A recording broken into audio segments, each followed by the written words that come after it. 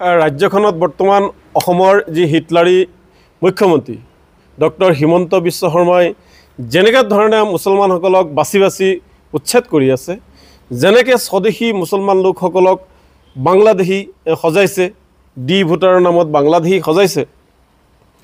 আচলতে ইমান অত্যাচাৰ কিয় কৰিছে হিমন্ত বিশ্ব শৰ্মা ডাঙৰীয়াই মুছলমানসকলৰ লগত?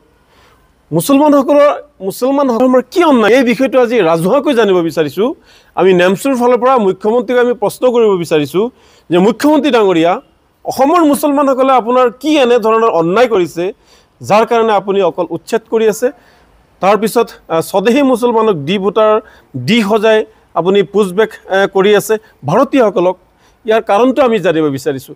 আৰু যদি ইয়াৰ অৰিজিনেল কাৰণটো আমি জানিব পাৰোঁ যে মুছলমানে এইটো কৰাৰ কাৰণে আপুনি এনেকুৱা ধৰণৰ অত্যাচাৰ কৰিছে, অমানৱীয়ভাৱে অত্যাচাৰ কৰিছে, অমানৱভাৱে উচ্ছেদ কৰিছে, আপুনি মানৱতাহীনভাৱে আপুনি নীতি বহিৰ্ভূতভাৱে আপুনি স্বদেশী মুছলমানসকলক আপুনি বাংলাদেশী সদাইছে, তেতিয়াহ'লে আমি সেই বস্তুটো আমি বিবেচনা কৰিম যে এইটো ভুল হোৱাৰ কাৰণে আপুনি এইটো কৰিছে, আৰু আমি সংশোধন হ'বলৈ চেষ্টা কৰিম যে সঁচাই আমাৰ কি ভুল হৈছে যাৰ কাৰণে মুখ্যমন্ত্ৰী ডাঙৰীয়াই দিনে নিশাই অকল মুছলমানক জ্বালা যন্ত্ৰণা দি আছে।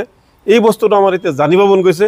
মই আশা কৰিছোঁ যে মুখ্যমন্ত্ৰী ডাঙৰীয়াই এই বিষয়টো ৰাজহুৱা কৰিব যে মুছলমানে এইটো কৰাৰ কাৰণে তেওঁলোকক আমি উচ্ছেদ কৰি আছোঁ, ঘৰ বাৰী ভাঙি আছোঁ, তেওঁলোকৰ ল'ৰা ছোৱালীক শিক্ষা দীক্ষাৰ পৰা বঞ্চিত কৰি ৰাখি আছোঁ, খোৱা পানী বিশুদ্ধ খোৱা পানীৰ পৰা আমি তেওঁলোকক বঞ্চিত কৰি ৰাখি আছোঁ।